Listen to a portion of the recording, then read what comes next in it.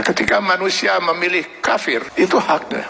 Maka Allah berikan kebebasan sepenuhnya kepada manusia yang memilih kafir untuk menjalani kehidupan ini semau dia, semau hawa nafsu dia.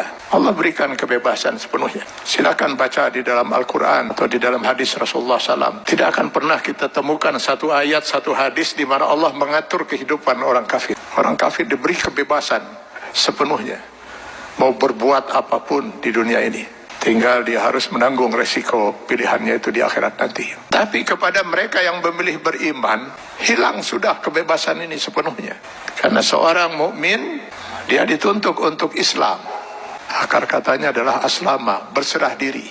Yang beriman kepada Allah, dia harus menyerahkan dirinya sepenuhnya kepada Allah. Sepenuhnya dia siap untuk diatur hidupnya oleh Allah Subhanahu wa taala. Tanpa lagi dia mempergunakan akalnya untuk bertanya, mengapa Allah wajibkan saya berbuat ini, kenapa Allah haramkan saya melakukan ini. Kalaupun pertanyaan itu muncul dalam dirinya, maka keimanan dia akan menjawab, saya lakukan ini karena Allah perintahkan, dan saya tinggalkan hal ini karena Allah melarangnya. Itu jawaban seorang mukmin. Dia tidak akan berusaha mencari ilah hukum, alasan hukum, apa manfaatnya, apa hikmahnya. Karena keimanannya akan mengatakan, semua yang diperintahkan Allah pasti ada manfaatnya. Dimengerti atau tidak dimengerti oleh akal dia. Semua yang dilarang Allah pasti ada mudaratnya.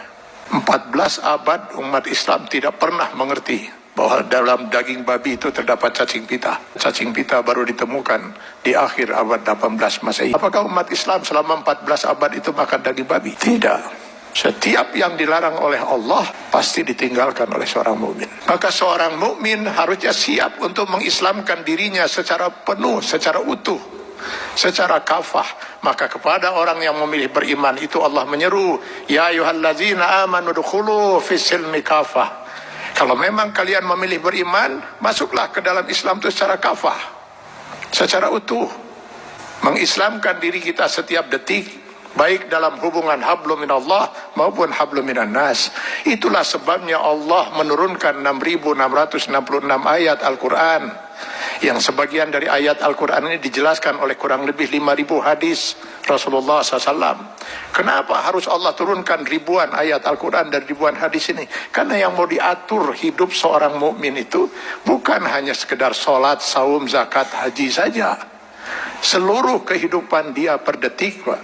Mulai dari masuk WC, keluar WC, sampai mengatur kehidupan bermasyarakat, bernegara. Ini kalau dia mau milih beriman.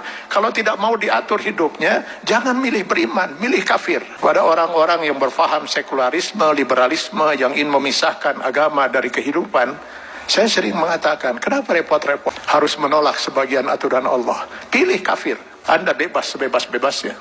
Kalau memilih beriman, sudah hilang kebebasan itu. Dan pilihannya hanya satu di antara dua. Memilih kafir atau memilih beriman. Memilih beriman konsekuensinya kita sudah harus Islam.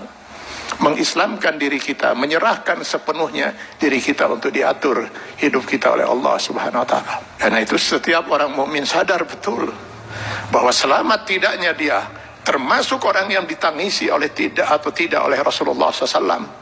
Dia harus bisa mengislamkan dirinya setiap saat. Karena yang nanti akan dimintai pertanggungjawaban di yaumil akhir bukan hanya sebatas sholat, zakat, saum, haji saja, tapi seluruh kehidupan dia per detik. Mudah-mudahan ini bisa menjadi bahan muhasabah bagi kita semua. Kita islamkan diri kita secara kafah dalam batas kemampuan yang mampu kita lakukan. Karena Allah tidak akan menuntut kita di luar kemampuan kita. Semoga kita bukan termasuk orang yang ditangisi oleh Rasulullah SAW.